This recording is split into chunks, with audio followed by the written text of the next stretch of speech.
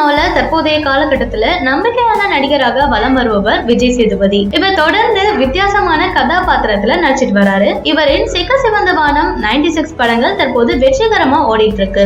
இதுல செக்க சிவந்த வானம் படத்தின் கதைய மணிரத்னம் சொல்லும் போது விஜய் சேதுபதிக்கு சந்தோஷம் தாங்கலையாம். கேட்டுக்கொண்டிருக்கும் போதே சினிமாவில வருவது போன்று அவரின் மனசாட்சி முன்பு வந்து மணிசாரே கதை சொல்றாருன்னு ஆட்டம் போட்டுச்சான். ஏன்னா அவர் ராவணன் படத்துல துணை நடிகர் வாய்ப்பு கேட்க போனாரா, ஆனா அது கூட கிடைக்கலையா.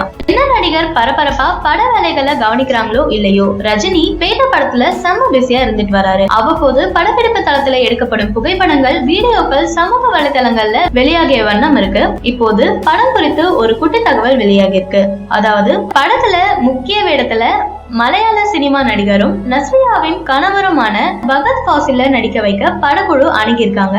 ஆனா அந்த நேரத்துல அவர் வரதன் என்ற மலையாள படத்துல நடிக்க ஒப்புக்கொண்டிருப்பதால இந்த படத்துல நடிக்க மறுத்திருக்காரு. இவர் ஏற்கனவே சில காரணங்களால மணிரத்னம் இயக்கிய செக்க சிவந்த வானம் படத்துல நடிக்கும் வாய்ப்பை இழந்தது குறிப்பிடத்தக்கது. 18 திரைப்படத்தின் மூலம் ஸ்டண்ட் மாஸ்டர் ஸ்டண்ட் சிவா கதாநாயகனா அறிமுகமாகிறாரு. லவ் டுடே திரைப்படத்தின் மூலம் ஸ்டண்ட் இயக்குனரா அறிமுகமானவர் ஸ்டண்ட் சிவா. பிஸ்தா, விண்ணுக்கும் மண்ணுக்கும், சிம்மராசி, வேட்டையாடு விளையாடு, பேரழகன், அநேகன், இமைகா நொடிகள் உட்பட 60க்கும் மேற்பட்ட படங்களில் ஸ்டண்ட் இயக்குனரா பணியாற்றியிருக்காரு. இரணியன், யூத், ஜித்தன், பிரியமுடன் போன்ற படங்களை இயக்கியவர் வின்சென்ட் செல்வா. இவர் இயக்கும் அடுத்த படத்துல ஸ்டண்ட் சிவா கதாநாயகனா நடிக்கிறாரு. காட்டிற்குள் மாவோயிஸ்டாக இருக்கும் ஸ்டண்ட் சிவா சில காரணங்களால நகரத்திற்குள் வராரு. பிரச்சனைகளை முடிச்சிட்டு எப்படி மீண்டும் காடு திரும்புகிறார் என்பதே கதையாம். ஜப்பானிய இயக்குனர் அகிரா குரோசவாவின் டெஸ்ஸோஜாலா படத்தை வேட்டையன் பட கிளைமேக்ஸ் காட்சிகள் நினைவூட்டும் என்றாங்க படக்குழு. இந்த படத்துல பாகுபலி 2 படத்துல நடித்த காளிதாஸ் என்ற யானையும் முக்கிய பாத்திரமா நடிச்சிருக்கான். சிவாவுக்கு ஜோடியா நேகா என்ற கேரள பெண் நடிக்கிறாங்க.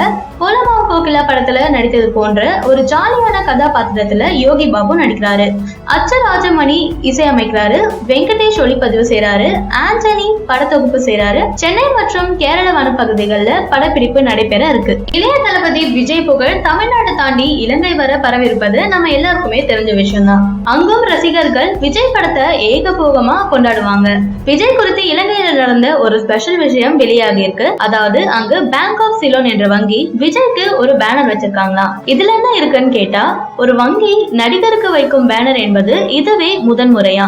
சர்க்கார் படம் வெளியாக உள்ள நிலையில விஜய்க்கு இலங்கையில இப்படி ஒரு ஸ்பெஷல் நடந்திருப்பது கேட்டு ரசிகர்கள் கொண்டாடிட்டு வராங்க.